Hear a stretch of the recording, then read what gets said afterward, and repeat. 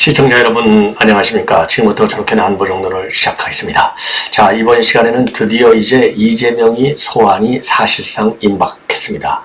자, 이재명의 소환에 관해서는요, 지금 이제 보도를 보면 이미 웃선에까지 보고가 끝났다, 이런 보도까지 나오고 있어요. 그래서 제가 여러 차례에 걸쳐서 이제는 정말 이재명이가 끝나는 것 같다, 더군다나 지금 이 민주당 이 의총에서 어떻게 됐든지 간에 이 체포 동의안, 여기에 대해서 이제 추인까지 한 상황이 아니겠느냐. 그래서 이재명이를 구속시키는데 큰 장애물이 결국은 사라진 것이 아닌가. 물론 이제 꼼수로 얼마든지 도망갈 수 있는 구멍은 만들어놨죠. 왜냐하면 검찰에서의 이 구속영장이라고 하는 것이 정당할 때만 이제 체포 동의한다, 이렇게 돼 있는 거거든요. 불체포 특권을 포기한다. 자, 그럼에도 불구하고 어쨌든 간에 그동안에 이제 이재명과 관련된, 그리고 또 다른 사안과 관련해서 이 불체포 특권은요, 그야말로 이 불가침에 신성한 권리인 것처럼 되어 왔어요. 여기에 이제 균열이 생기게 된 거 아니겠습니까? 자, 그런 점에서 굉장히 큰 하나의 뭐라고 그럴까요? 계기가 된다, 이렇게 제가 말씀을 드린 바 있는데요. 지금 보도를 보니까 이제 드디어 이재명은 이제 소환이 사실상 이제 결정이 된 것 같습니다. 그래서 소환은 굉장히 임박한 것 같아요. 예.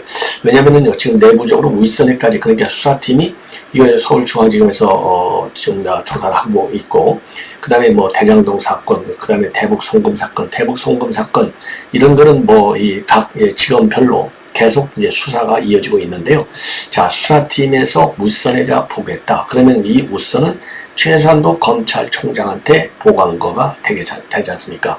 자, 그래서 이건 이제 수원지검에서 조사를 하기 때문에 이 수원지검장을 거쳐서 검찰총장, 그리고 이제 검찰총장까지 연결이 되면 최소한도 어떻게든 간에 중대한 사안이기 때문에 한동훈 장관에게까지도 보고됐을 가능성을 배제할 수 없는 게 아니냐. 그래서 이재명의 운명은요, 이제는 뭐 초읽기에 들어갔다 해도 괜찮을 것 같습니다. 자, 그래서 요 내용을 여러분께 자세하게 좀 보도를 좀 해드리도록 하겠습니다. 그래서 드디어 말이죠, 이화영이가 결국은 제가 며칠 전서부터 이제 모든 언론에서 이화영이는 이제 제2의 유동규로 된다, 그래서 이재명과 민주당이 지금 아주 벌벌 떨고 있다, 초긴장 상태에 있다, 이러한 정보 보고를 이재명에게까지도 다 한 상태다, 이런 보도가 나왔는데요. 이 보도가 결국은 사실로 거의 다 판명이 됐습니다. 그래서 관련 보도 내용을 자세하게 말씀드리고, 이화영이가 어떻게 해서 이렇게 심경의 급격한 변화를 오게 됐는지, 이 과정도 여러분께 자세하게 말씀을 드리도록 하겠고요. 그 다음에 이제 또 하나 중요한 것은 지금 김남국과 관련해서 국회 윤리위가 운영이 되고 있는데요. 사전에 이제 자문위원회가 지금 가동이 되고 있어요. 그래서 여러 차례 그동안에 징계 수위를 논의해 왔는데 아직도 김남국이가 제대로 협조를 하지 않고 있다고 합니다. 그래서 지금 현재 보도를 보면요, 19일 날 다시 한번 김남국을 불러서 추가적인 소명을 듣고 20일에 최종적으로 이 징계 수위를 결정하겠다, 이런 지금 보도가 나오고 있어요. 그래서 이재명과 김남국이는 사실상의 공동운명체 아니겠습니까? 둘 다 끝난다, 이렇게 보여집니다. 그리고 1차적으로요, 지금 이제 이낙연에 대한 테러 행위가 실제로 발생했다, 이런 보도를 제가 해드린 바 있어요. 근데 추가적으로 나오는 보도 내용을 보면은 흉기를 가지고요, 굉장히 큰 흉기를 가지고 생명을 위협했다라는 보도가 나오고 있습니다. 그러면서 새로운 사실 중에 하나가, 이 사람이 저도 맨 먼저 1차적인 보도가 나왔을 때 이 이낙연에 대한 후원자, 지지자였다, 이렇게 나와 있지 않습니까? 그런데 이 사람이 이낙연한테 주장하기를 자기가 1억을 줬다, 그러니 이 돈을 내놔라, 그러면서 신변 위협을 제기하고 있는 것으로. 그래서 말이죠, 이낙연에 대한 신변 보호 차원에서 이 스마트워치까지 줬다고 합니다. 그래서 지금 흉기 위협한 사람의 위협 강도가 생각보다 굉장히 강하다, 이렇게 지금 보여집니다. 자, 그리고요, 지금 이제 여러분들 또한 언론을 통해서 많이 보셨겠지만은 미국의 전략 핵 잠수함이 드디어 부산에 입항을 했습니다. 그래서 지난 4월에 있었던 이 한미 정상회담의 합의가 가시화되고 있다, 이 점을 말씀을 드리고 자세한 내용을 또 여러분께 전해 드리도록 하겠습니다. 자, 그러면요, 여기 맨 먼저 이화영과 관련된 내용이 굉장히 지금 중요합니다. 자, 그래서 이 보도가 살짝 조금 이 톤을 좀 달리하고 있는데요. 자, 먼저 이화영과 이재명 관계, 이거는 뭐 그야말로 바늘과 실관계라고 볼 수 있죠. 자, 여기에서 지금 이 북한의 아태 우연장하고 그 다음에 이재명이, 그 다음에 이화영이, 이게 이 아태 우연회가 2018년도 12월에 1차 고향에서 열리지 않습니까? 요때 찍은 사진으로 보이고요. 그리고 이화영과의 관계는 뭐 제가 뭐 설명드리지 않아도, 아니 뭐 이화영이가 평화부지사를 했으니까 평화부지사를 할 정도로 이재명과의 관계는 아주 깊은 관계였다. 자, 그리고요, 이제 또 하나, 이재명과 김남국의 관계도 요런 사이였는데, 이게 다 그래서요, 이화영, 김남국, 이재명이가 한 칼에 다 이제 떨어져 나가는 것이 아니겠나, 이렇게 생각이 듭니다. 그래서 이러한 내용을 가지고 여러분들께 이제 자세하게 설명을 해 드리도록 하겠습니다. 자, 그러면요, 오늘 이제 재판이 있었어요. 이 재판과 관련해서 검찰에서요, 재판부에 신청을 했습니다. 좀 직접 이화영이가 최근에 이제 검찰 조사에서 좀 심경의 변화를 좀 보였다. 그래서 이 김성태한테 말이죠, 방북을 좀 추진해 달라, 이러한 요청을 했다고 하는 것을 이화영이가 밝혔습니다. 그러니 재판부에서도 한번 확인을 해보는 게 좋겠습니다. 그래서 재판부의 승인을 받고 오늘 이 진술이 이루어진 겁니다. 자, 그래서요, 이거를 보시면은 이제 여러분들께서 굉장히 전 검찰의 진도가 많이 나갔다. 그러면은 이 하나는요, 지금 이제 보도에 따라서 조금 다른데, 지금 이 TV조선에서 오늘 밤에 단독 보도한 내용을 보면은요, 지금 방북 비용까지도 일부 지금 도와달라고 했다, 이런 보도가 나오고 있어요.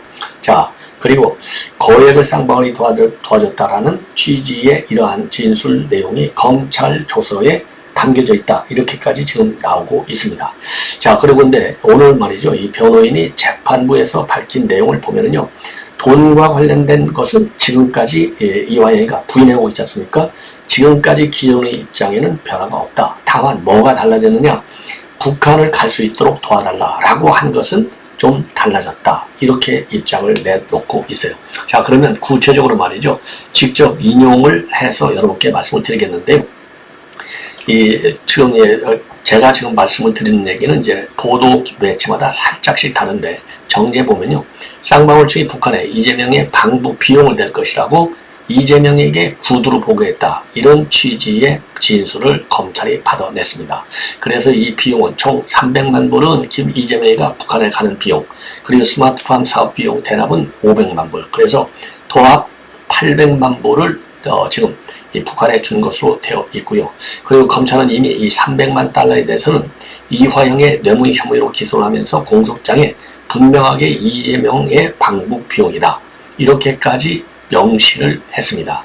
자, 이렇게 된 것은요, 2018년도에 이 평양에서 정상회담을 하는데 이재명이가 수행자 명단에서 빠지고 박원순과 최문순이가 들어가 있는 거예요.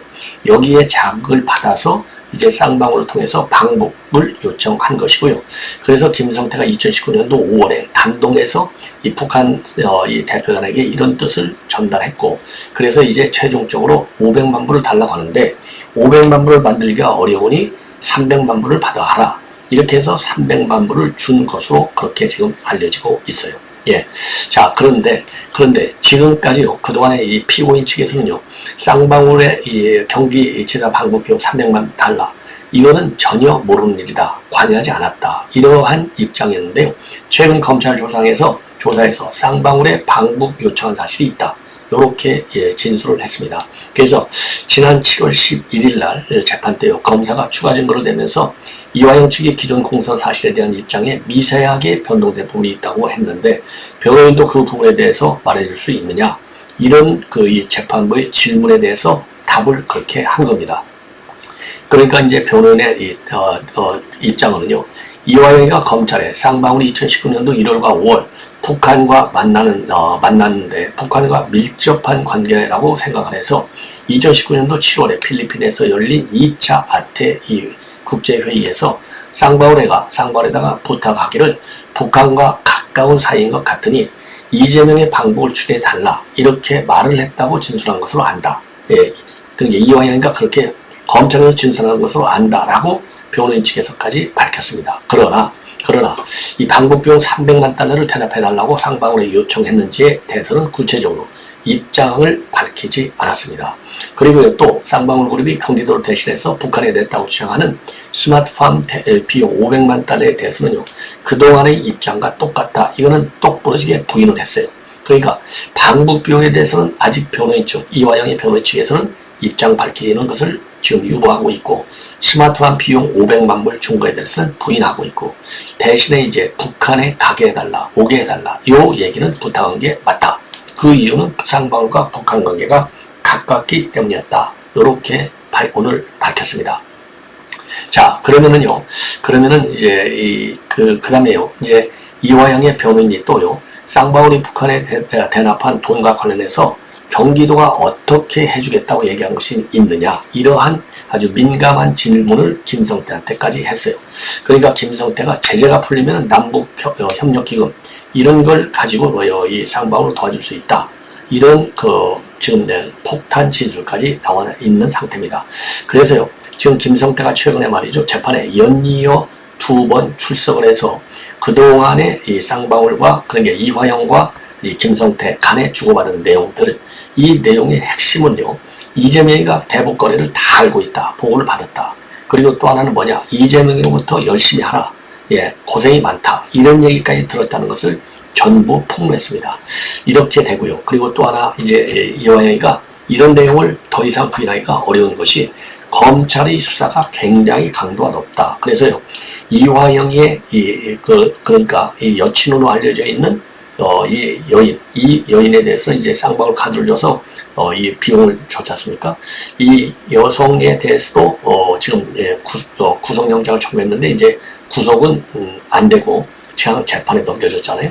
그 다음에는 아들, 그 다음에는 부인에 대해서까지 기소하겠다. 이러한 강한 입장을 보여왔어요. 그런데다가 가장 중요한 것은 이화영 본인을 빼는 모든 관련 당사자들이 지금까지 언론에 이 보도된 내용들, 그리고 제가 여러분들께 소개한 내용들을 전부 다 시인하고 진술하는 거예요. 그래서 혼자만 딱 고립되어 있는 겁니다. 더 이상 빠져나갈 구멍이 없는 거예요. 그러다 보니까 이제는 본인의 이 죄질을 조금 덜해야 되겠다. 그래서 이 앞으로 재판 과정에서 검찰로부터 협조를 이끌어내는 것이 더 필요한 것이 아니냐, 더 본인한테 이익이 되는 것이 아니냐, 이러한 판단을 한 것 같습니다. 자, 그리고 말이죠. 그래서 지금까지 이제 이화영의 입에서 이재명의 이 방북과 관련된 거, 그리고 대북 송금과 관련된 얘기를 이화영의 입을 통해서 재판정에서까지 다 나왔기 때문에 이제는요, 검찰이 제3자 뇌물 혐의를 적용하는데 별 무리가 없다. 지금 파란불이 들어와 있다. 이런 지금 보도가 나오고 있습니다. 그러면서요, 특히 중앙일보 보도를 보면요, 지금 이미 소환 일정이 검찰 수사부에 보고된 것으로 알고 있다. 이러한 입장을 내놨습니다. 자, 그래서 지금 이제 이 이화영의 이러한 이 폭탄 진술로 인해서요, 이재명에 대한 소환 시기가 굉장히 당겨질 수 있고, 그리고 여의도 내 지금 분위기, 그러니까 우리 국민의힘이라든가 그 다음에 민주당 내에서도 31명이 이 체포 동의에 이 가결에 동의를 했지 않습니까? 이런 걸로 보면은 굉장히 빠른 속도로 정치 지형이, 즉 체포 동의에 대한 지형이 완전히 지금 이재명에게 불리하게 돌아가고 있다. 이렇게 보여집니다. 그래서 이 이재명에 대한 소환 문제는 시간 문제가 아니냐, 이렇게 판단이 되는 대목이고요. 자, 이화영이 어떻든 간에 이러한 진술, 그러니까 이제 시인하는 거죠. 완전히 100% 이 부인 일변으로 가다가 일단 입을 열기 시작한 거, 검찰의 수사 그동안에 상당히 노고가 많았을 것으로 보입니다. 자, 그래서 조금만 우리가요, 우선 여론의 압박이 굉장히 중요합니다. 그리고 이제 검찰의 치밀한 수사 전략이 또 중요하겠죠. 그리고 이제 여의도 야당의 내부의 비명계들의 대대적인 이 반발, 이런 것들이 이제 얽히고 설켜서 결국은 이화영이도 더 이상 부인할 수 없고, 이제 이재명은 그런데요, 이재명은 어차피 불려 들어가더라도요, 신작 소설은 또 먹히지 않을 거다, 이런 엉뚱한 얘기를 할 거예요. 이재명 입에서 시인하더라, 이거는 전혀 불가능한 얘기죠. 그런 것은 이미 김문기 모른다고 할 때부터 우리가 다 한 거 아니겠습니까? 자, 그래서 어떻든지 간에 이 내용이 앞으로 상당히 중요한 언론의 핫 이슈가 될 것이다. 그런 점에서 계속해서 여러분들께 빠르고 정확하게 보도를 해드리도록 하겠고요. 자, 이번에는 이제 김남국 징계 문제에 관해서 여러분께 말씀을 드리겠는데요. 자, 김남국과의 관계는 뭐 제가 소개시키지 않더라도 충분히 아실 것이다 라고 판단이 되는데요. 지금 그동안에 말이죠. 지금 윤리특위의 윤리심사자문위원회가 여러 차례 열렸는데 아직도 결론을 못 냈고 20일 결론을 내기로 했습니다. 자, 그래서 오늘도요 6번째 회의가 열렸는데요. 이게 아직도 소명이 부족한 부분이 있기 때문에 20일 날 오후 6시 30분에 모여서 징계안을 결정할 예정이다. 그래서 김남국뿐만 아니라 다른 신관분들에 대해서도 어떤 기준으로 공개할지 논의를 해왔다. 그리고 이제 중요한 것은요. 이 가상자산 공개 여부에 대해서는 대외적인 발표는 어려울 것 같다. 내부적인 절차가 있어서 좀 더 논의를 해야 될 것 같다라고 하면서요. 김남국의 코인 거래량이 기존에 보도된 것보다 훨씬 많다. 그게 상당히 있다. 이렇게 언론에 직접 밝혔습니다. 이거를 보면요. 김남국이도 이재명한테 배운 그대로 가짜 뉴스를 계속 만들어내는 것이 아니냐. 이렇게 추론할 수 있고요. 그리고 횟수에 대해서는 이야기할 수는 없고 김남국 의원에게 내일 일부 소명을 요청하겠다라고 밝혔습니다. 그리고요, 이 김남국의 자금 형성의 과정에 있어서 초기 자금이 어떤 성격의 자금으로 이렇게 코인 투자를 하게 된 것인지 이거는요, 본인이 여러 번 밝혔지만은 여전히 의문이 많이 남는다. 그래서 그 부분에 대해서도 추가 소명을 요청하겠다라고 밝혔습니다. 그리고요, 이제 수위만 쪽 남아 있는데요. 김남국의 징계안은 이제 이 소위에서 윤리특위 전체위원회로 넘어갑니다. 그렇게 되면은요, 국회 본회의에서 최종적으로 이제 표결 절차를 밟게 되는데요. 이 윤리특위에서의 징계 수위를 보면은 공개회의에서의 경고, 그 다음에 공개회의에서의 사과, 그리고 30일 이내에 국회 출석 정지, 그리고 제명이 있는데 지금 여러 가지로요. 자, 이게 가장 중요한 것 중에 하나가 말이죠. 이 코인 거래량이 지금 보도된 것보다도 훨씬 많다는 얘기가 하나 있고, 이건 뭐 이 심사자문위원장이 직접 밝혔지 않습니까? 자, 그리고 말이죠. 예, 그리고 중요한 것은 대외적인 발표가 어려울 것 같다. 이 얘기거든요. 그렇다고 본다면 생각한 것보다 김남국의 비위 사실이 굉장히 많다는 것 아니겠습니까? 그런 점에서 제명을 해야만 될 것이 아니냐. 이런 생각이 듭니다. 자, 그 다음에는요, 이제 바로 이어서 이낙연 관련 보도를 해드리겠는데요. 이낙연이 뒤에는 이게 서른 뭐 다 아시잖아요. 서른이가 이낙연계의 최고 이 어른이죠. 예. 자, 그래서 오늘, 지금 1차적으로 보도가 나왔을 때만 해도, 이 후원자로부터 이 테러 위협을 받았다. 그래서 고성노가고 그리고 신체적인 물리적인 충돌까지 있었다. 이 정도가 나왔는데요. 지금 이 여러 언론 보도에서 추가적인 보도 내용을 보면 첫째로 흉기 위협을 당했다. 이 흉기는요 20cm 정도의 큰 흉기인데 실제로 이 소동은 벌어졌지만 인명피해는 없었다. 그리고 이건 언제 있었느냐? 15일 날이니까 지난 토요일 날이죠. 이 결혼식장, 그러니까 이 민주당 소속 기초의원 아들 결혼식에서 이 사단이 벌어졌다고 합니다.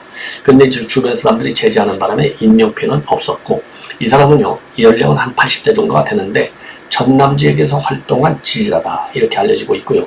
이제 이낙연이가 국회의원과 도지사 할 때부터 지지하고 자비로 후원까지 했는데 이거를 돈을 내놔라 이렇게 요구한 것으로 알려지고 있고요. 그래서 즉각 경찰에 신고하고 신변보호를 요청했고, 그리고 신변보호를 하기로 해갖고 그 조치는요, 이 스마트워치를 제공했다고 하니까요, 상당한 이 신체적인 위협을 느낀 것이 맞는 것 같습니다. 예. 왜냐하면요, 이 스마트워치를 줬다는 얘기는요, 누르기만 하면 바로 경찰한테 이 연락이 간다는 거 아니겠습니까? 그래서 이낙연 측에서 이 언론에 밝힌 내용에 따르면은 80대 노인인데 예전에 이낙연 지지 활동을 하면서 이런 거를 썼는데 그 돈을 돌려달라. 그러면서 이제 왔다는 겁니다. 자, 이러다 보니까 경찰에 부득이하게 신고를 하게 됐다라는 말을 하고 있습니다. 자, 이번에는요, 이제 이 미국의 이 전략 핵 잠수함, 그러니까 지금까지 미국이 가지고 있는 전략 핵 잠수함 중에서 가장 큰 오하이오급으로 알려지고 있어요. 자, 그래서 오늘 지금 지난번에 한미 정상회담을 통해서 합의한 대로 이 핵 협의 그룹을 만들기로 했지 않습니까? 핵 협의 그룹을 만들어 가지고 오늘 이제 첫 1차 회의가 열렸습니다. 그래서 지금 미국에서는요, NSC 백악관에 있는 캠벨 조정관이 왔고요. 우리 측에서는 이 김태효 제1차장이 관련 회의를 진행했습니다. 자, 그래서 이 관련 내용을 쭉 보도록 했고요. 자, 그래서 여러분들께서요, 이 전략핵 잠수함 쉽게 얘기해서요, 그냥 바로 핵무기로다가 김정은 벙커를 딱 때려서 김정은이를 참수까지 할 수 있는 아주 가장 무서운 잠수함입니다. 자, 그래서 미국의 3대 핵 전략 무기 중에 이제 하나인데요. 이게 이 가운데 있는 이게 바로 전략 핵 잠수함입니다. 자, 그래서 조금 가까이에서 지금 이제 보실 수 있는 게 바로 요게 말이죠.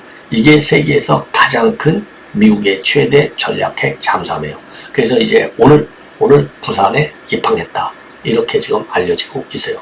자, 그래서 요 내용을 조금 자세하게 말씀을 좀 드리도록 하겠습니다.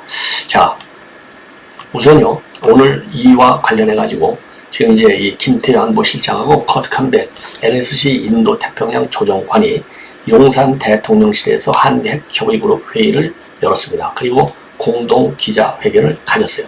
이 자리에서 발표한 내용을 보면은요, 미 핵 전략 자산을 정례적으로 한국에 전개해서 필요한 전략적 메시지를 메시지를 주기적으로 발송하기로 했다. 그래서 핵 미사일 공격이 가능한 이런 전략 핵 잠수함이 한반도에 전개된 것은요, 81년도 3월에 로버트 D함 이후 42년 만입니다. 그래서 캠벨 조정관은요, 이 핵 협의 그룹이 출범하면서 범정부 차원의 포괄적 노력이 장기간 진행될 것이다. 그리고 미국이 이러한 분명한 의지와 공약을 가시적으로 시행하는 것이 중요하다고 믿는다. 그래서 이 전략 핵 잠수함이 이렇게 부산에 기항하게 된 배경을 설명을 했습니다. 자, 그리고요, 이렇게 전폭기, 그 다음에는 대륙간 탄도미사일, 이렇게 미국의 핵 3축 가운데 가장 은밀한 전략 자산이 바로 이제 전략 핵 잠수함인데, 이런 전략 핵 잠수함의 부산 기항 사실을 알리고 노출시키는 것은 그만큼 이례적이고, 이례적이라는 것은 그만큼 북한의 핵 미사일 위협이 크다는 반증이 아니겠습니까? 자, 그래서 미국이 적대 세력에 대한 도발 억지 의지를 가시적으로 보여주려는 전략적 메시지에 해당이 되는 걸로 보이고요.